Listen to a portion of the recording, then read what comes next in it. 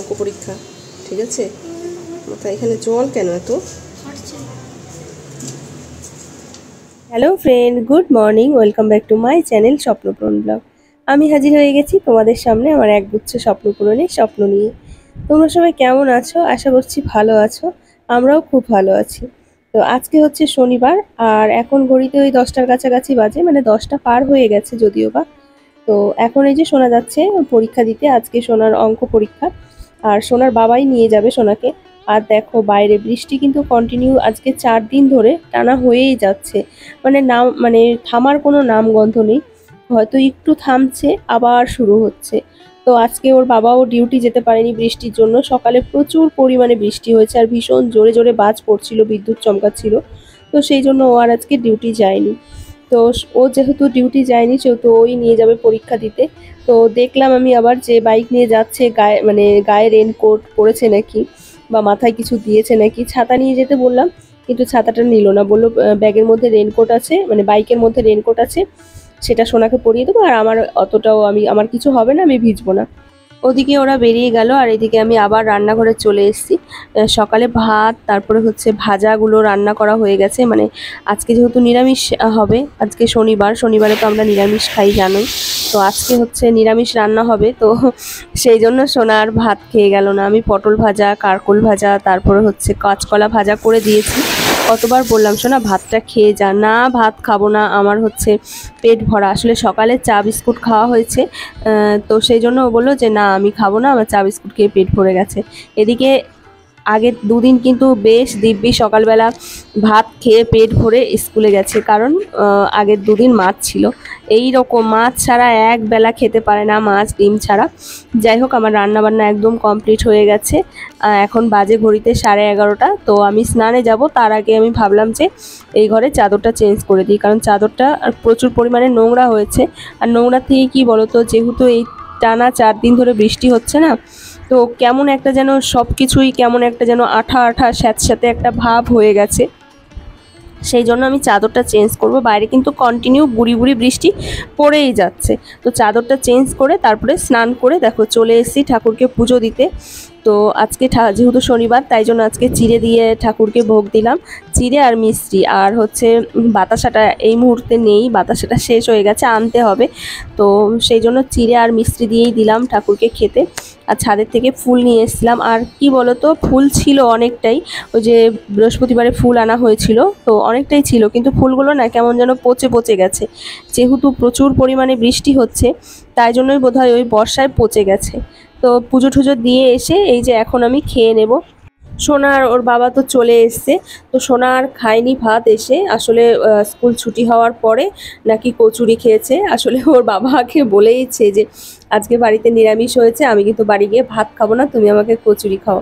তারপরে আসার পথে কচুরি খেয়ে এসছে, সেই জন্য ওর বাবা স্নান করে খেয়ে নিয়েছে। আমি আবার কি বলতো, ওরা যাওয়ার পরে রান্না হওয়ার পরে আমি আবার একটু ভাত খেয়ে নিয়েছিলাম, খিদে পেয়ে গেছিলো। তো সেই জন্য এই যে অনেকটা পরেই আমি আবার ভাত নিয়ে বসলাম। আর আজকে তরকারি করেছি দেখো কত রকমের সবজি দিয়ে, এখানে কাঁচকলা, পেঁপে, আলু, তারপরে পটল, তারপরে ওটাকে কি বলে কারকোল, সব কিছু দিয়ে। আর এই কালো কালোগুলো কিন্তু কলাইয়ের ডাল, বাড়ি থেকে আনা সেই কলাইয়ের ডাল, সেইগুলো দিয়েই আর কি রান্নাটা হয়েছিল। এত ভালো হয়েছে খেতে, কি বলবো, ভীষণ ভালো লেগেছে। নিরামিষ দিয়েও যে এত তৃপ্তি করে ভাত খাওয়া যায়। শুভ সন্ধ্যা বন্ধুরা। জানো তো আজকে আমি সারাদিনে ভাত খাইনি, কারণ প্রবলেমটা হচ্ছে নিরামিষ হয়েছে। তার জন্যই মাকে বললাম মা একটু চা করে দাও, আর বললাম মুড়ি মাখা করে দাও। আজকে যেহেতু শনিবার, তার জন্য মা আবার মুড়িতে পেঁয়াজ দেবে না, তাই বললাম শুধুই চানাচুর দিয়ে মুড়িটা দাও। তা দিল। এখানে আমি পড়তে যাইনি বলে এখানে আরাম করে খাচ্ছি। আমি বললাম মাকে, মা এই কদিন পড়তে যাব, ওখানে গিয়েও রিভাইজ দেবো, এখানে গিয়েও রিভাইজ দেবো। তাই মা বলল ঠিক আছে, যখন তুই রিভাইসই দিবি তখন বাড়িতে বসেই দে। তো চলো বন্ধুরা, আমরা এখন মুড়ি মাখা খাই। তোমরা বাকিটা মায়ের থেকে শোনো। আর আমার বাজে কণ্ঠটা প্লিজ কেউ বাজে কমেন্ট করবে না। তো শুনতেই পেলে সোনা আজকে ভয়েস দিল। আসলে কি বলতো, ও পাগল করে দিচ্ছিল, মা আমি একটু কথা বলি, ওই যে নতুন মাইক এসছে সেই জন্য। তো এখানে দেখো চা খেয়ে নিচ্ছি আমরা, আমি আর ওর বাবা বিস্কিট খাবো। যদিও মুড়ি অতটা সোনা খাবে না, আমিও খাবো, ওর বাবাও খাবে অনেকটাই আর কি, মুড়িটা মাখা হয়েছিল। তো মুড়ি টুড়ি খেয়ে তারপরে এই যে চলে এসেছি আবার সোনাকে নিয়ে পড়তে বসাতে। আসলে কি বলতো, ও না কাছে বসে থাকলে পড়ে, কিন্তু কাছে যদি বসে না থাকি তাহলে পড়তে চায় না। এখনো তো ছোট না, সেভাবে তো আর এখনো বোঝে না। তো ওর হচ্ছে পরশুদিন মানে সোমবারে হচ্ছে সায়েন্স পরীক্ষা। এখানে আমি ইতিহাস পড়াচ্ছি, কারণ ইতিহাসটা না একটু আর কি ওর কাছে টাফ লাগে নাকি, তাই জন্য আজকে ইতিহাসটা পড়াচ্ছি। আর কালকে বিজ্ঞানটা আর কি করাবো, কারণ যেহেতু কালকে রবিবার ছুটি, আর বিজ্ঞানটা ওর বেশ একটু মানে ভালো আর কি, পড়তে ভালো লাগে বা ভালোবাসে, কিন্তু ইতিহাসটা আর অঙ্কটাই নাকি ওর খুব টাফ লাগে। তো সেই জন্যই ওকে আমি ইতিহাসটাই আর কি করাচ্ছিলাম। তো ও পড়ছে আর আমি এদিকে দেখো কাজ করছি। কি কাজ বলো তো? এই যে দেখতেই পাচ্ছ, এখানে দেখো কাঁথা সেলাই করছি। এই বর্ষাকালে না বেশ ভালো লাগে এইসব কাঁথা বা সেলাই মেলাইগুলো করতে। বিয়ের আগে ছোটবেলায় তো বেশ ভালোবাসতাম আমি এইসব সেলাইয়ের কাজ করতে, মানে হাতের কাজ করতে ভীষণ ভালোবাসতাম, জানো তো। ভালো লাগতো আর কি। বিয়ের আগে ওই যে ধরো, আগে তো প্রজেক্টের কাজ সেরকম ভাবে ছিল না, ওই হাতের কাজ থাকতো, ছবি আঁকা, তারপরে আসন সেলাই করা, সেগুলো কত করে দিয়েছি কত বন্ধু বান্ধবীদের, জানো তো।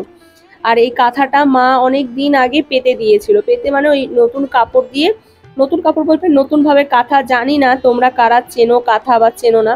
যারা আমরা গ্রামের মানুষ তারা অবশ্যই কাঁথা চিনি, শহরের মানুষরা সেভাবে কাঁথাটা চেনে না। তো এটা পাতা হয়েছিল বাড়িতেই অনেক দিন আগে, প্রায় বছর দুয়েক আগে।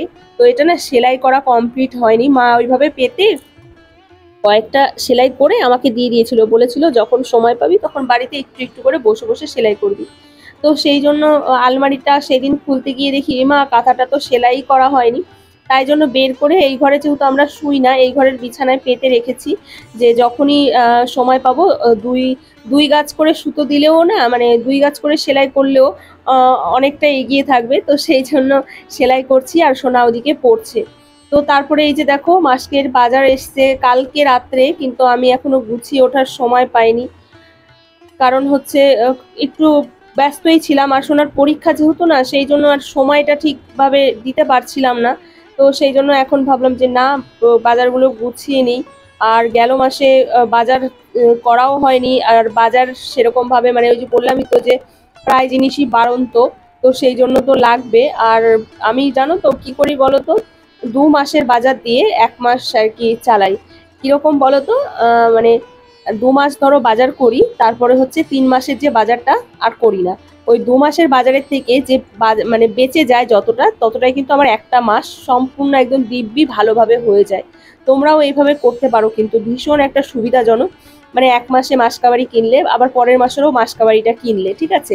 তো তারপরের মাসে কিন্তু আর কিনতে হয় না, কারণ ওই 2 মাসের থেকে তোমার 3 মাসেরটা কিন্তু অটোমেটিকলি বেরিয়ে আসে।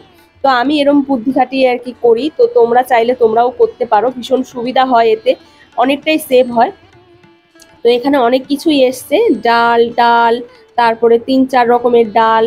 আর যেহেতু ওই সোমবার করে নিরামিষ খাচ্ছি না, সেই জন্য ওই ডালটা 3-4 রকমের ডালটা লাগে। নিরামিষ ডাল, মুসুর ডাল তো আর খাওয়া যায় না, ছোলার ডাল, মটরের ডাল, এগুলো দিয়ে দেখবে লুচি পরোটা খাওয়া যায়। আর দুটো সোমবার যদিও বা আছে।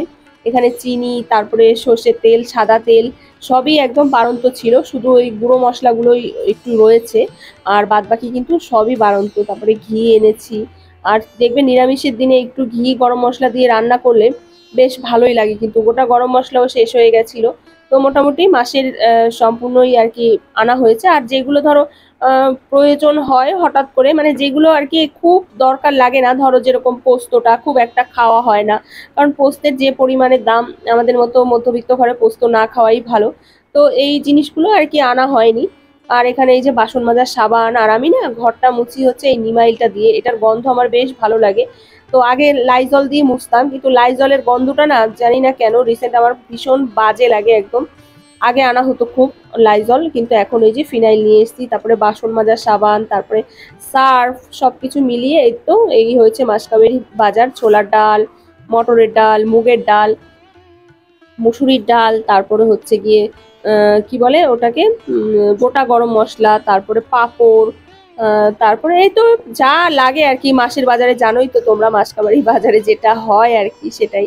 গায়ে মাখার সাবান, কলগেট, তারপরে বাসন মাজার সাবান, এইসব। আর চাল এসছে 1 বস্তা। আর 1 বস্তা চালে আমাদের তিনজনের মোটামুটি ওই কি বলতো ওই 1.5 মাসের কাছাকাছি আর কি হয়ে যায়। 1 মাস চাল আনলে 1.5 মাস একদম দিব্যি ভালো মতো হয়ে যায়। 1 বস্তায় ওই 26 কেজি মতো থাকে। আর আমাদের তো ভাতটা বেশি খাওয়া হয় না, সেই জন্য চালটা বেশি লাগে।